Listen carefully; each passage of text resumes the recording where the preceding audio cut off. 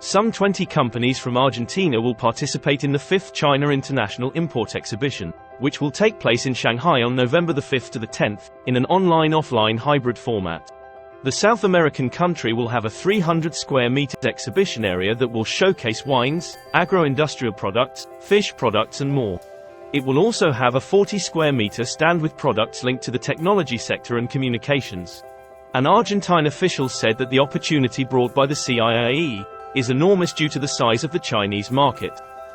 Entonces nuestra expectativa hacia adelante es justamente utilizar estas plataformas, como puede ser esta feria, para presentar muchísimos otros productos de la Argentina que creemos que pueden ser parte de lo que a China le interese comprar, ¿no? Así que sí, entusiasmados siempre con esa idea de poder ampliar la cantidad de productos, la oferta exportable hacia un mercado tan importante como China. La oportunidad es enorme por el tamaño del mercado chino y también porque, bueno, para nosotros sería la oportunidad, como dije antes, de diversificar lo que le vendemos a China. No solo de Argentina, la región en su conjunto, de América Latina.